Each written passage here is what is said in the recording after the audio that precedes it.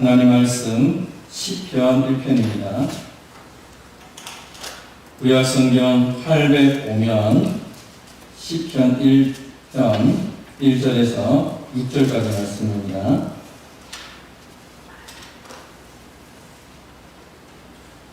구약 성경 805면 시편 1편 우리 함께 하나님의 말씀을 봉독하도록 하겠습니다. 함께 봉독하도록 하겠습니다.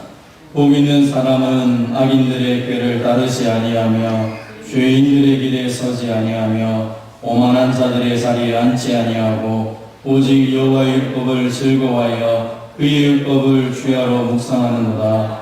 그는 시냇가에 심은 나무가 철을 따라 열매를 맺으며 그 잎사귀가 마르지 아니함 같으니 그가 하는 모든 일이 형통하리로다. 악인들은 그렇지 아니하며 오직 바람에 나는 겨와 같도다. 그러므로 악인들은 심판을 견디지 못하며 죄인들이 의인들의 모임에 들지 못하리로다. 무릇 의인들의 길은 여호와께서 인정하시나 악인들의 길은 망하리로다. 아멘. 오늘의 말씀을 가지고 복 있는 사람이라는 제목으로 함께 은혜를 받겠습니다. 한번 따라합시다. 복 있는 사람. 2021년도 새해가 밝았습니다. 우리 모든 성도님들 가정 가운데 하나님의 복이 가득하기를 바랍니다. 우리는 처음 사람들을 만나며 또 새해가 되면 인사를 하죠. 새해 복 많이 받아라 라고 합니다. 그런데 새해 복 많이 받으세요 라고 인사를 할 때마다 누가 그 복을 줄 것인가를 생각할 때가 있습니다.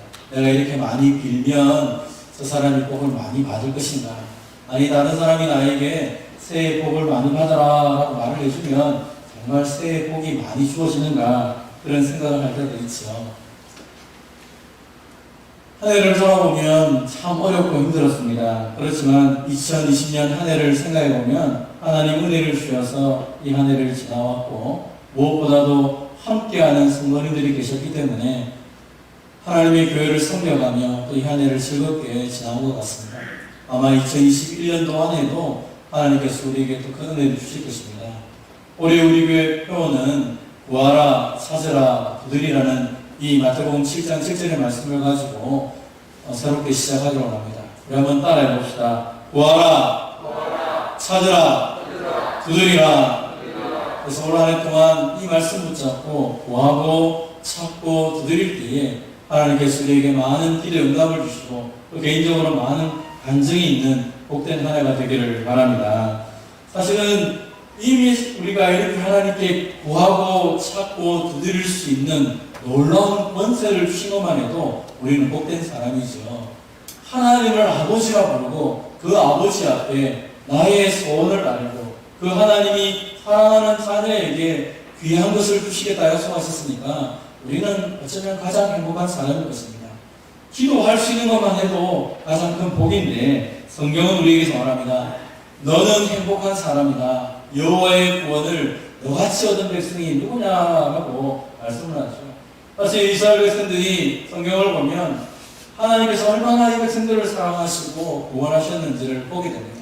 그래서 때로는 나도 육적으로 이스라엘 백성으로 태어났으면 참 좋았겠구나라는 생각을 할 때가 있습니다.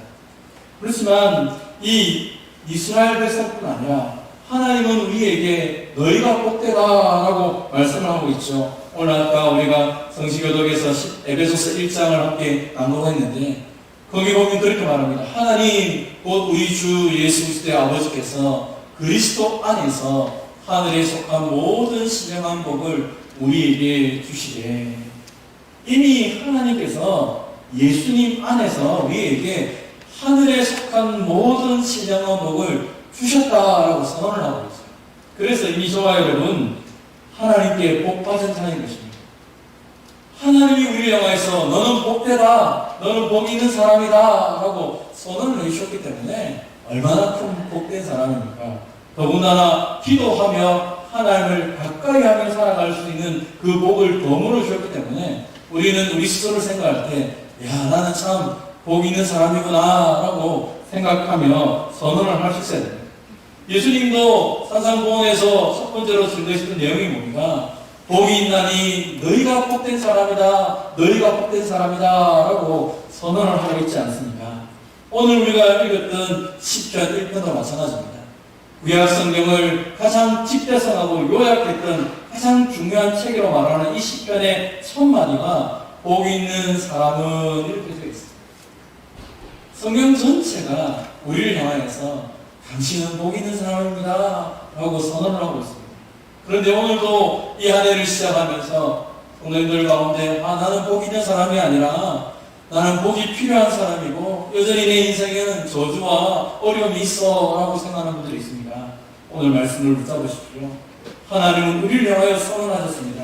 너는 복 있는 사람이다 라고 말씀하셨죠. 한번 우리 따라합시다. 나는 복 있는 사람입니다. 옆 사람이 합시다. 당신은 복 있는 사람입니다. 이 말씀을 확신하셔야 됩니다. 내가 복이 있구나. 내가 잘나서 복 있는 사람이 아니라 하나님이 나에게 복을 주셔서 나를 복 있는 사람으로 만드셨구나. 이거랑 확신을 가지고 올 한 해를 시작해야 되는 것입니다. 그렇다면 복 있는 사람은 어떤 삶을 살아야 됩니까? 한번 따라해 봅시다. 복 있는 사람은 말씀 중심의 사람입니다. 오늘 보면 1절, 2절을 보면 복 있는 사람이 어떤 사람인지를 설명합니다. 복 있는 사람은 악인들의 꾀를 따르지 아니하며 죄인들의 길에 서지 아니하며 오만한 자들의 자리에 앉지 아니하고 오직 여호와의 율법을 즐거워하여 그의 율법을 주야로 묵상하는도다 라고 말씀합니다. 복 있는 사람은 사람들의 그 모략, 꾀에 빠지지 않는다는 것입니다. 이 사람, 저 사람을 쫓아다니면서 그 사람들의 결의를 붙잡고 그 사람 모임에 들기 위해서 애쓰지 않는다는 것입니다. 또 자꾸 변하는 어떤 기준을 가지고 살아가는 그 사람들을 따라서 이렇게 저렇게 때를 따라서 이렇게도 하고 저렇게도 하고 과거는 틀렸지만 지금은 맞다는 식으로 그렇게 살아가지도 않는다라고. 심지어 어떤 사람들은 하나님의 자리에 올라서 모든 것을 판단하며 자기가 하나님인 것처럼 살아가는 어리석은 사람도 있죠. 복 있는 사람은 그러하지 않는다라고. 오늘 이 악인들의 꾀, 죄인들의 길, 오만한 자들의 자리 점점 죄가 깊어지고 강해지는 것을 의미합니다. 처음에는 내가 누구인지를 몰라서 어중퉁하게 살았지만 이 하나님이 없는 복 없는 인생들은 점점 자기들의 힘을 과시해서 마침내 바벨탑을 쌓아서 하나님보다 높아지려고 했던 것처럼 오늘 이 세상에도 그렇게 살아간다는 것입니다. 이렇게 사람들의 힘, 또 자기가 원하는 목표, 그리고 하나님을 대항하였던 시대가 어떤 시대입니까? 바로 그 시대가 사사시대였죠. 그때 사람들은 자기 소견에 옳은 대로 살았다라고 합니다. 여러분, 성경에서 가장 비참했던 시대가 언제입니까? 바로 이 사사시대가 아닙니까? 모든 사람이 자기가 기준이 되어서 말하고 행동하고 자기 뜻대로 살아갑니다. 성경은 그때를 가리켜 뭐라 말합니까? 그때는 이스라엘의 왕이 없으므로. 그러면 왕이 없었기 때문에 사람들이 자기 마음대로 살았습니까? 아닙니다. 하나님이 왕으로 계셨지만 이 오만한 자들이 하나님을 왕으로 인정하지 않는 것입니다. 내가 왕이야, 내 뜻대로 살면 돼 하면서 자기 마음대로 살았습니다. 자기 마음대로 사니까 복이 있습니까? 아닙니다. 복이 없고 오히려 저주가 가득하게 되었죠. 왜냐하면 복은 하나님께로부터 오는데 그 하나님을 무시하고 자기가 중심이 되었기 때문에 그 인생은 저주스러운 인생으로 되었다는 것입니다. 그래서 성경을 보면 가장 비참한 시대가 사사시대예요. 그때는 모든 사람이 자기 소견에 오는 대로 살았다라고 기록하고 있는 것입니다. 복 있는 사람은 이런 인생을 살아가지 않는 것입니다. 오히려 복 있는 사람은 오직 여호와의 율법을 즐거워하여 그 율법을 주야로 묵상한다라고 기록하고 있죠. 여호와의 율법을 즐거워한다는 것은 무엇입니까? 그것은 너무너무 좋아서 그것을 늘 생각하며 살아간다는 것을 의미합니다. 즐겁다는 것은 억지로 하거나 짐으로 여기지 않는다는 것이죠. 여러분, 우리가 하나님의 말씀을 읽고 예배하고 하나님을 섬기는 이 기쁨이 우리 가운데 있어야 진짜 신앙생활이 되는 것이죠. 그렇지 않고 억지로 짐스럽게 막 강하게 이거 안 하면 벌 주겠다라고 하면 누가 그것을 하겠습니까? 하나님의 말씀을 즐거워서 그 율법의 말씀을 주야로 묵상한다는 것이죠. 지속적으로 변함없이 계속적으로 작은 소리를 내어서 읽는다라고 말하고 있는 것입니다. 사랑하는 성도 여러분, 그래서 우리는 첫 번째 본문을 통해서 확실하게 깨달을 수 있는 것이 있습니다. 복 있는 사람들은 하나님의 말씀을 즐거워한다는 것입니다. 그래서 변함없이 계속적으로 소리내어 읽게 되는 것입니다. 이것은 이미 이스라엘 백성들에게 하나님께서 왕을 세울 때 주시는 규례에 나와 있습니다. 신명기 17장 18절 19절에 보면 왕이 세워질 때 그 왕에게 이런 명령을 냅니다. 그가 왕에 오르거든 이 율법서의 등사본을 레위 사람 제사장 앞에서 책에 기록하여 평생에 자기 옆에 두고 읽어 배우며 지키도록 해라라고 얘기하는 것입니다. 선한 왕이 누구입니까? 우리가 열왕기 또 역대기를 살펴보면서 이 왕은 진짜 훌륭한 왕이다. 왕이 누구입니까? 군사가 많은 왕이었습니까? 경제를 일으키는 왕이었습니까? 한 시대의 백성들을 그냥 편안하게 살았던 왕을 향해서 선한 왕이다라고 말하고 있습니다. 아닙니다. 성경에서 선한 왕이라는 것은 하나님의 말씀을 가까이 두고 하나님을 두려워하며 하나님 말씀대로 살았던 왕입니다. 그래서 평생에 그 말씀을 읽고 배우며 말씀을 지키며 살아갔을 때 그 말씀대로 살아갔기 때문에 하나님이 이 백성들에게 복을 주신 것입니다. 수많은 열국이 막강한 군사력을 가지고 와도 아무것도 없는 이 왕이 말씀을 붙잡고 하나님께 기도했을 때 그 모든 열국을 무너뜨린 것을 성경은 기록하고 있는 것입니다. 그래서 우리는 다윗, 히스기야, 요시야 하면서 하나님 말씀을 정말로 사랑했던 왕들의 이름을 볼 때마다 그들만 복받은 것이 아니라 그들 때문에 그 온 나라가 복받은 것을 보게 됩니다. 반대로 하나님을 무시하고 말씀을 멸시했던 왕, 비록 경제적으로 힘이 있고 군사적으로 힘이 있어서 모든 나라들이 좋아했지만 하나님이 버림받았던, 하나님께 버림받았던 왕들이 얼마나 많은지 모릅니다. 대표적으로 여로보암 2세 같은 경우에는 얼마나 큰 나라를 가지고 있었습니까? 그럼에도 불구하고 하나님은 그를 버리고 그의 가문을 멸망시켰던 것들을 바라보게 되는 것입니다. 사랑하는 성도 여러분, 악인들, 복이 없는 사람들은 자꾸 꾀를 내기 시작합니다. 자꾸 인간의 어떤 생각을 붙잡고 살려고 합니다. 그러나 복 있는 사람들은 하나님의 말씀을 소중히 여겨서 지속적으로 읽고 배우고 실천하며 살아갑니다. 2021년 동안 복 있는 사람으로서 저와 여러분이 하나님 말씀을 읽고 배우며 실천하며 살아가기를 바랍니다. 정말로 구체적으로 말씀을 읽어보십시오. 혹시나 공허한 마음이 있습니까? 내가 무엇을 결정해야 될지 늘 방황하고 인생이 허무하게 느껴집니까? 하나님 말씀을 소리내어서 읽으십시오. 몸이 아프고 마음이 심란합니까? 말씀을 소리내어서 읽으십시오. 내가 어디로 가야 될지 지금 내 인생 속에서 뭔가 아무런 힘이 없습니까? 말씀을 소리내어 읽어보시기 바랍니다. 그렇다면 여러분의 삶이 달라지게 될 것입니다. 저도 최근에 안경점에 갔다 왔는데, 안경점에 갔는데 그 안경점 사장님이 저보고 이런 얘기를 하셨어요. 제가 올 한 해 동안 안경점에서 여러 사람을 만났지만 목사님처럼 눈이 나쁜 사람을 처음 봤다고. 그런데 목사님 제가 눈을 검사해보니까 목사님 눈이 얼마나 건강한지 너무 건강하다고. 그런데 벌써 노안이 왔습니다. 그 얘기를 하더라고요.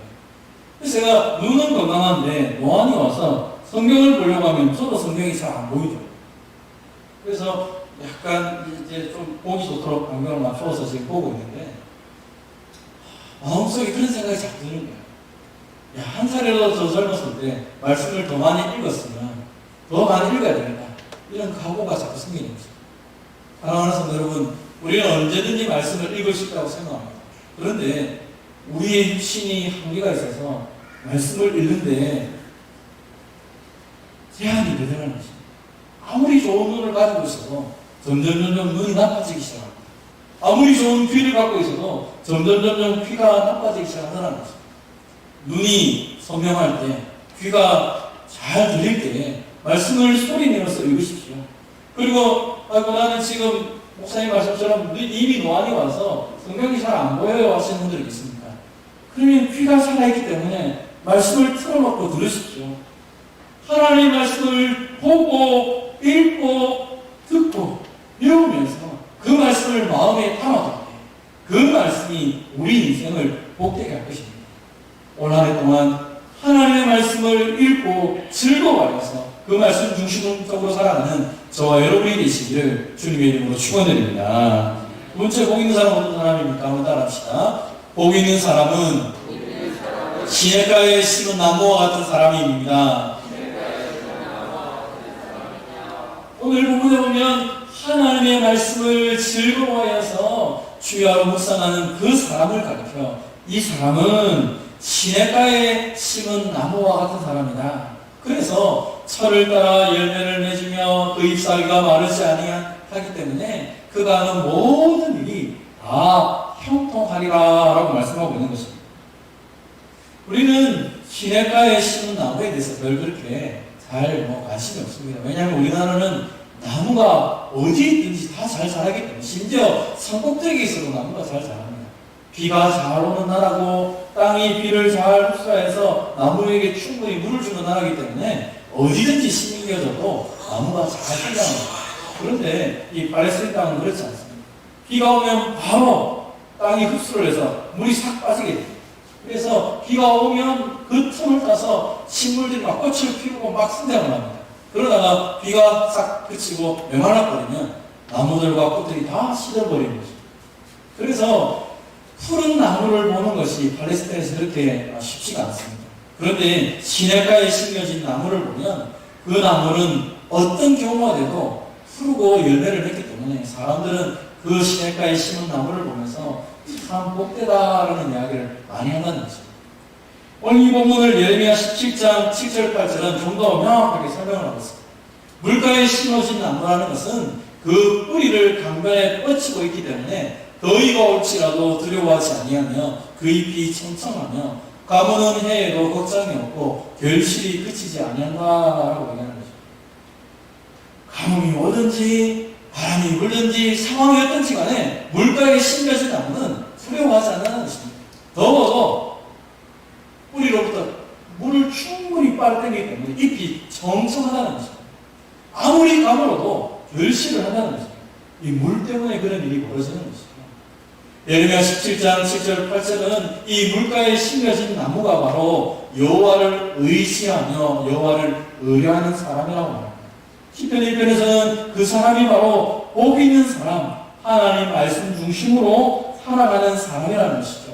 다시 말하면 하나님 말씀 중심으로 살아가는 사람은 하나님을 의지하게 되고 하나님을 의뢰하기 때문에 그 하나님이 그의 인생을 형통하게 하시겠다는 것입니다. 이것은 예레미야에서만 기록된 것이 아닙니다. 하나님께서 가나안 땅을 정복하려고 하는 여호수아에게 큰 군대를 주겠다, 나아가라, 무조건 승리하겠다, 그렇게 말씀하고 있지 않습니다. 그에게 딱 한 가지만 명령을 합니다. 무엇입니까? 이 율법책을 너의 입에서 떠나지 말게 하며 주야로 그것을 묵상하여 그 안에 기록된 대로 다 지켜 행하라. 그리하면 너의 길이 평탄하게 될 것이며 네가 형통하리라 라고 여호수아 1장 8절에 말씀합니다. 아니 저 가나안 땅에 가면 철병거가 있고 거인들이 있고 싸워서는 승리할 수가 없는데 왜 하나님은 그에게 다른 것을 주지 아니하고 딱 한 가지만 말씀하셨습니다. 이 말씀을 붙잡고 가면 너는 형통하게 될 것이다. 어떤 대적이 와도 다 무너질 것이다. 염려하지 마라 라고 말씀하는 것입니다. 사랑하는 성도 여러분, 하나님의 말씀이 우리에게 힘이 되고 그 말씀을 통하여 지혜를 주시고 그 말씀을 통하여 하나님이 우리를 인도하시기 때문에 우리는 두려워할 필요가 없다는 것이죠. 하나님의 말씀이 있다는 것은 하나님이 우리와 함께 한다는 증거입니다. 하나님이 함께 하시는데 얼마나 강대한 것들이 내 앞에 깔지라도 두려울 필요가 없는 것입니다. 하나님이 훅 불면 다 날아가게 되는 것입니다. 그래서 하나님 말씀 중심으로 살아가는 복된 사람은 시냇가에 심겨진 나무다. 너는 참 복되고 형통한 인생이다 라고 선언을 하고 있는 것입니다. 그런데 악인들, 복 없는 인생들은 어떻습니까? 오늘 보면 그 악인들은 그렇지 않다. 그들은 바람이 나는 겨와 같다라고. 정말 여러분, 우리 가을에 했던 이 퀴즈를 생각하면 됩니다. 오른쪽에 있는 그림은 우리나라 사람이 퀴즈라는 방법. 왼쪽에 있는 것은 이스라엘 사람들이 퀴즈를 하는 것입니다. 똑같습니다. 곡식을 거두어서 퀴즈를 합니다. 왜 퀴즈를 합니까? 알곡들은 다 남기고 죽정이와 겨는 날려버리는 것이죠. 퀴즈를 하게 되면 그 튼튼하게 보이던 그 가라지들도 다 날아가게 되어 있습니다. 튼튼한 알곡만 남는 것이죠. 사람들이 저 사람이 정말 복 있는 사람인지 복 없는 사람인지 잘 모릅니다. 그런데 퀴즈를 하는 것처럼 바람이 불기 시작하고 인생에 어려움이 오기 시작하고 우리의 삶 속에서 우리가 기대하지 않는 상황을 만나게 되면 그때 평안하기 시작하는 거죠.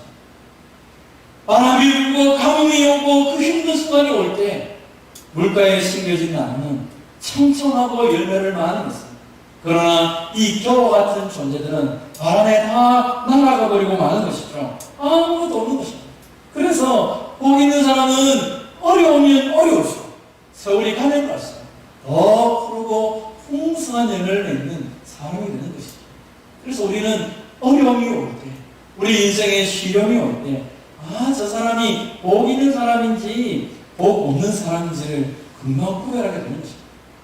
악인들은 마치 바람이 나는 저처럼 어려우면 어려울수록 세월이 가면 갈수록 다 날아가 버리는 것입니다. 다 하나님과 함께 있지 않는 것입니다. 왜요?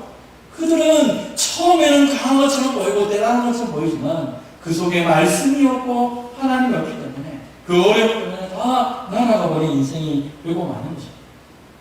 저와 여러분은 물가에 심겨진 나무, 어려울수록 세월이 가면 갈수록 더 푸르고 풍성한 열매를 맺는 사실을 꼭 믿고 확신하시기를 바랍니다. 그래서 어려움이 온다고 두려워하지 마십시오.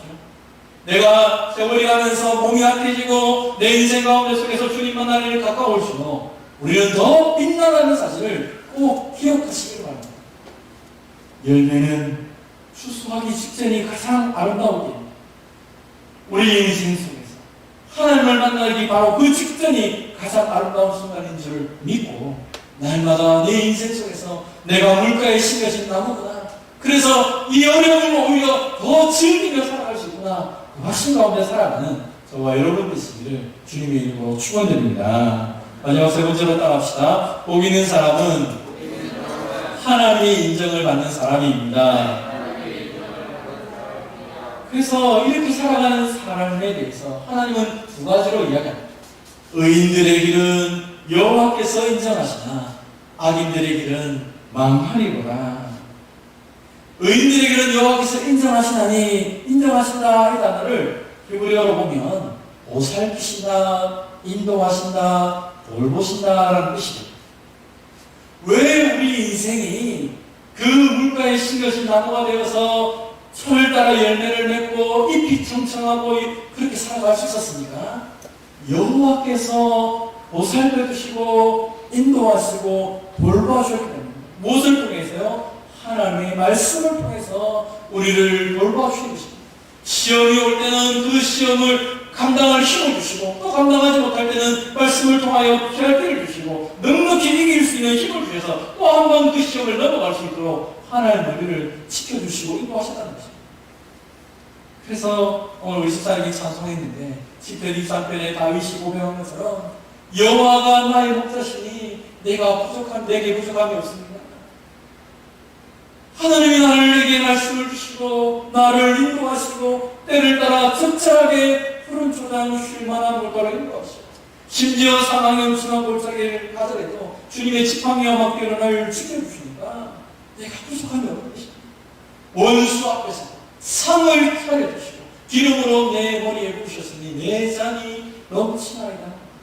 그래서 하나님을 아버지로 모시고 하나님을 목자로 모시고 그렇게 하나님의 복받은 자로 살아가는 사람의 인생은 부족함이 없는 인생으로 시작하여 넘치는 인생으로 끝난다라고 시편 23편 우리에게 말씀을 하고 있는 것입니다. 사랑하는 성도 여러분, 오늘 이 성경은 복 있는 사람과 복 없는 사람을 구별하여서 우리에게 말씀을 하고 있습니다.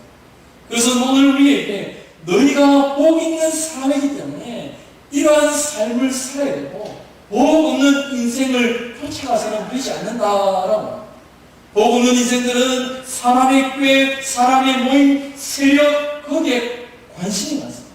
내가 지금 무엇을 할 수 있느냐, 우리가 무엇을 가지고 있느냐, 거기에 대해서 많은 말들을 합니다. 그러나 바람이 불면 다 무너지는 것입니다. 그 수많은 사람들이 마치 콩가루처럼 다 날아가 버리고 없는 것입니다. 하나님의 심판을 견디지 못하는 것입니다. 그들은 의인의 회중에 남아있지 않게 된다는 것입니다. 그래서 결국은 살아서도 죽어서도 만만한 인생을 살 수밖에 없다라고 말하고 있는 것입니다. 그러나 하나님 말씀을 붙잡고 살아가는 복 있는 사람은 시냇가에 심겨진 나무로서 철을 따라 열매를 맺으며 그의 삶이 하나님 때문에 형통할 뿐 아니라 그와 함께 있는 많은 의인들의 중에서 기뻐하며 즐거워하며 하나님께 인정받는 삶을 살게 된다라고 오늘 성경은 말씀을 하고 있는 것입니다. 사랑하는 성도 여러분, 올 한 해를 시작하면서 내가 복 받은 사람이구나, 내가 복 있는 사람이구나, 이제 내가 올 한 해 올해 표처럼 구하고 찾고 누리면서 복 있는 사람으로 살도록 결단하며 살아가는 저와 여러분이 되시기를 바랍니다. 하나님 말씀을 붙잡고 살아가는 그 복 있는 사람에게 하나님은 약속하셨습니다. 우리 마지막으로 베드로전서 5장 10절 함께 말씀을 공동하도록 합시다. 함께 읽겠습니다. 시작. 모든 은혜의 하나님 곧 그리스도 안에서 너희를 부르사 자기의 영원한 영광에 들어가게 하신 이가 잠깐 고난을 당한 너희를 친히 온전하게 하시며 굳건하게 하시며 강하게 하시며 너를 견고하게 하시리라. 아멘. 모든 은혜의 하나님, 예수님 안에서 우리를 부르시고 그 영광에 들어가 계신 그 하나님께서 지금 우리에게 있는 여러 가지 고난의 형편을 외면하는 것이 아니라 그 모든 것들을 돌아보시면서 우리에게 말씀하시는 것입니다. 친히 내가 너희를 온전하게 하겠다. 친히 내가 너를 굳건하게 하겠다. 친히 내가 너를 강하게 하겠다. 친히 내가 너를 견고하게 하겠다. 라고 약속의 말씀을 주신 것입니다. 2021년 한 해를 시작하며 이 말씀 붙잡고 내가 원하는 말씀 가운데 살면서 더 풍성한 복 있는 사람으로 살 것을 결단하며 살아가는 저와 여러분 되시길 바랍니다. 그래서 어떤 문제가 와도 어떤 어려움이 와도 흔들리지 마시고 오직 말씀 중심으로 말씀 안에서 하나님의 복 있는 사람으로 살아가는 저와 여러분 되시기를 주님의 이름으로 축원드립니다.